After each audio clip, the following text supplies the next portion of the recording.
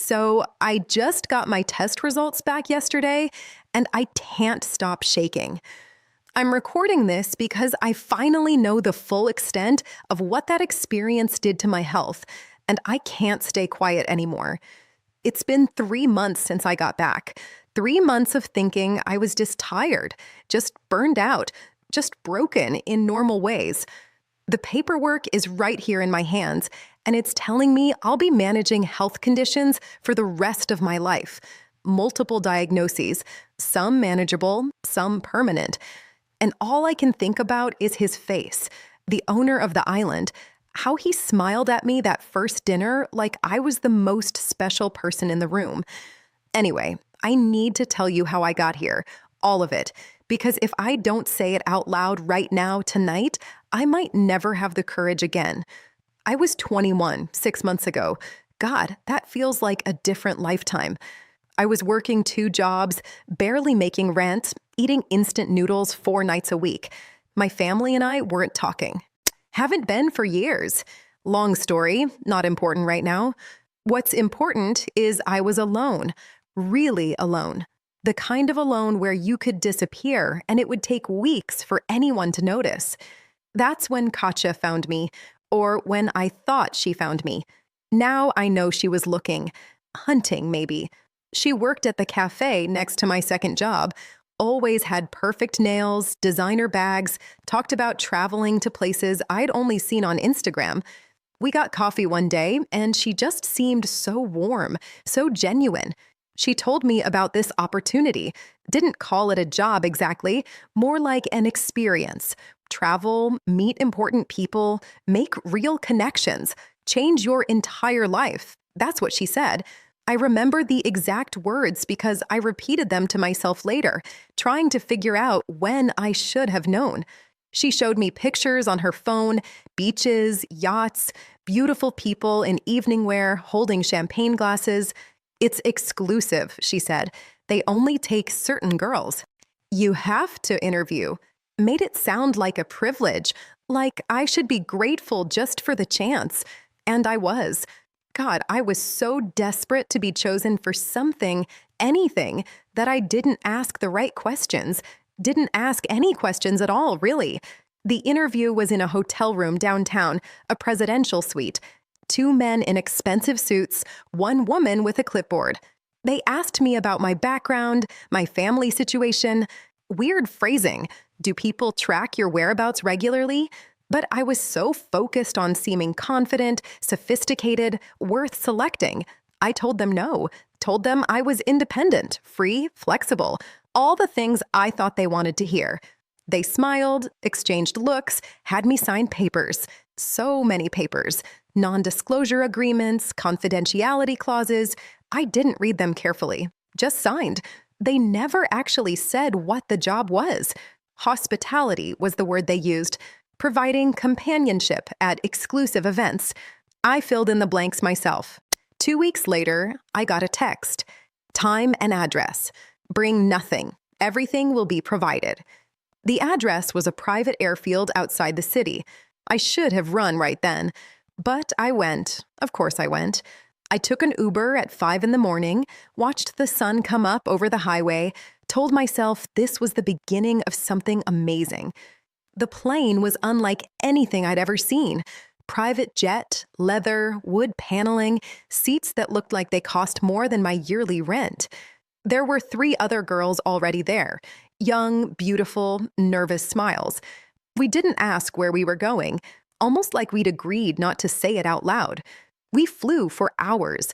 When we landed, the heat hit me like a wall. Tropical air, flowers, sweetness in the throat. The island was beautiful. That's the thing nobody tells you. Terrible things can happen in paradise and look even worse against all that beauty. They drove us up through jungle paths to a massive estate overlooking the ocean. Staff everywhere, none of them would look at us. That should have been a sign. We were separated immediately. My room was enormous. White linens, balcony view of the water, clothes laid out perfectly in my size. Designer dresses, jewelry, a note. Dinner at 8. Wear the blue dress. I showered, Tried on the dress. It fit perfectly. I remember thinking I looked protected, like beauty was armor. Someone knocked at 7:55. A staff member led me through candlelit hallways into a dining room, and that's when I met him, the owner. Older, powerful, the kind of man who's never heard no and expects the world to adjust around him. He smiled like he'd been waiting for me specifically, pulled out my chair, poured wine, told me he was so glad I was there. Dinner was warm. That's the worst part. He was charming. He asked about my life, my dreams, made me feel seen in a way I'd never felt before. And I told him things I'd never told anyone. He said I was special, that this island was a place where people like me could be free. I believed him. I wanted to believe him. At the end of the night, he kissed my hand and told me tomorrow we'd discuss my future. I went to bed feeling chosen. I woke up to silence. I tried the door, locked from the outside. I started knocking, then screaming. Nobody came. That silence was the answer. When the door finally opened, everything changed. The other girls looked different, hollow, distant. He entered again, but now he was cold, businesslike. He explained rules. No phones, no freedom, no choices. I realized I had no way out. That night, I understood what I was really there for. And after that, everything blurred. There was a schedule, a routine. You wait, you go where you're told, you come back, you shower, you sleep, repeat. There were guests, powerful men, influential people you'd recognize. I can't name them, but you would know them. We were treated like property, maintained just enough to remain usable. Medical checkups, monitoring, management of health. I didn't understand at first. Then I did. One girl tried to escape. They brought her back. What happened after that changed everything. Nobody tried again. You stop being a person in a place like that. You become something managed, scheduled, controlled. And the terrifying part is you adapt. Your mind leaves in pieces just so your body can survive. After weeks, I stopped resisting. I just existed the way they wanted me to. I hate that part the most, that I adapted, that I survived by becoming smaller inside myself. Eventually, I was told I was leaving. No explanation, just money and an envelope and a warning to stay silent. I left. I tried to be normal again after that. I really did. Got a job, got a place, told no one. But the nightmare started. Then the panic. Then the physical symptoms. Doctors, tests, waiting rooms. And then the results came. Multiple chronic conditions. Some lifelong. That's when I understood something I hadn't before. It wasn't just what they did to me in those months. It was what they built into my life after it. Permanent consequences. Permanent damage. Even now, I take pills every day. I manage symptoms. I work when I can. I lose jobs when I can't. I avoid mirrors. I avoid certain smells. I can't go near beaches. And sometimes I see him. Once in the city. Just walking, laughing, normal. Like nothing ever happened. And I realized then, there is no justice waiting for me. No ending where everything is fixed. So I started writing, recording, speaking, even if it's just into nothing, because I refuse to let this stay only inside my head. He already took so much. I won't let him take my voice, too. And that's it. That's what I needed to say. I don't know who will ever hear this, but I said it. I thought that saying it out loud would feel like an ending.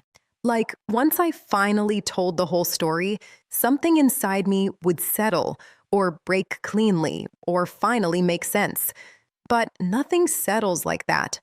After I stopped recording, I just sat there staring at my phone, like it didn't belong to me, like I had handed something invisible away and didn't know if I could take it back. The silence in my apartment felt different after that. Not peaceful, just aware. Like the room had heard everything too. The next morning, I woke up and for a few seconds, I didn't remember where I was. That used to happen a lot on the island, too. That split-second confusion between waking and reality. Except now, there were no locked doors, no staff, no ocean outside a window I wasn't allowed to leave. Just me, in a normal room, in a normal city, with an abnormal life inside my body. I went to work that day anyway. I always do. That's become part of it, functioning like nothing is wrong while everything is wrong underneath. I made coffee, smiled at customers, rang up orders. My hands only shook twice. Nobody noticed. That's another thing I've learned. People rarely notice what doesn't interrupt them. But by midday, I had to step into the storage room and just breathe against a wall until my chest stopped feeling like it was collapsing inward. It passes eventually. Everything passes eventually, even if it leaves something behind. A week after I recorded everything, the therapist asked me if I wanted to report it again. She didn't push. She never pushes. She just leaves space where I can say things I don't say anywhere else. I told her I didn't know if it mattered anymore. She said, "It matters because it happened." That sentence stayed with me longer than I expected, because on some level, I still live, like things only matter if they change something, if they fix something, if they lead somewhere clean. But nothing about this leads anywhere clean. I started noticing small things after that conversation, not on purpose, just awareness returning in fragments. Like how I can now walk past hotels without thinking about exits first, or how I still check locks even when I know they're fine, or how I still can't fully relax when someone I don't know is kind to me. Kindness became complicated. That's one of the lasting effects nobody warns you about, because on that island, kindness was part of the system. It came with structure, with control, with expectation. So now my brain doesn't trust softness the way it used to. A few weeks later, I saw one of the other girls. I wasn't sure at first, just a woman in a grocery store aisle, holding a basket too tightly, moving like she was counting exits without looking at them. But then she turned her head and something clicked. Not recognition in words, in posture, in something quieter than memory. We stood there for maybe 5 seconds just looking at each other. And then she looked away first. That hurt more than I expected, not because she ignored me, but because I understood why she had to. Some things don't survive being named out loud between people who lived them. I followed her out of the aisle anyway, not to confront her, just to know if she was real, if I wasn't imagining shared trauma where none existed. She was standing outside the store, holding her bag like it anchored her to the ground. When I said her name, what I thought was her name, she flinched, just slightly, like her body remembered something her mind didn't want to confirm. "You shouldn't talk to me," she said quietly. Not angry, not cold, just factual. I nodded because I understood. Before she left, she said something I still replay sometimes. "They don't need to keep us there anymore," she said. "They just need us to stay there after." Then she walked away. I didn't follow her this time.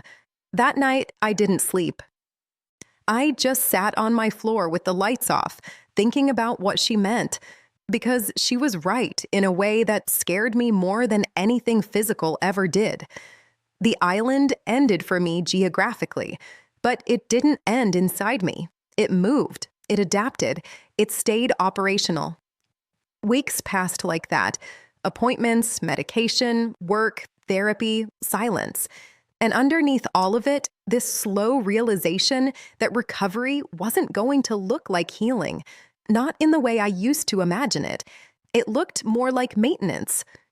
One day, my therapist gave me a folder.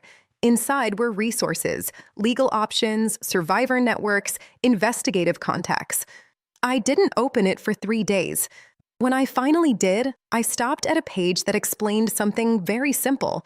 Most cases without physical evidence don't proceed, not because they aren't believed, because they can't be proven in the ways systems require. I closed the folder after that. It wasn't hopelessness exactly. It was clarity. There's a difference. Hope implies there's a path you just haven't taken yet. Clarity just shows you the shape of the road, whether you like it or not. But something changed after that. Not externally, internally.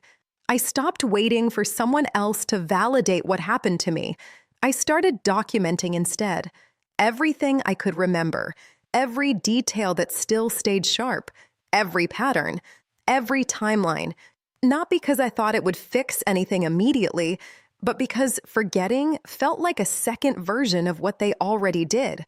Some nights I write until my hands cramp. Some nights I stop halfway through a sentence because I can feel myself slipping too far back into it. And some nights I don't write at all because I can't tell the difference between remembering and reliving. But I keep going anyway, not because it helps yet, because it exists. There was a moment recently, small, almost nothing, that I think about a lot. I was walking home and I passed a group of people laughing outside a restaurant. Just normal noise, normal life. Glasses clinking, chairs scraping, someone calling out goodbye. For a second, I stopped. Not because I was triggered, not because I was overwhelmed, because I realized I wasn't watching it from far away. I was just there, on the same street, in the same world, not separated by anything except what had already happened. And I think that's what survival actually is. Not going back to who you were, but slowly accepting that you're still part of the same world where it happened, that it didn't move you somewhere else permanently. It just changed what you carry while you stay. I still don't know what justice looks like for something like this. Maybe it doesn't look like punishment at all. Maybe that's too clean a concept for something that leaves consequences instead of endings. But I do know this now. What happened to me didn't erase me. It fractured me, it changed me, it followed me into everything after it. But I'm still here, still speaking, still choosing, every day not to disappear inside it. And I think that's the only part of this story that belongs to me completely. Not what was done, but what remains after I say it out loud and still keep going.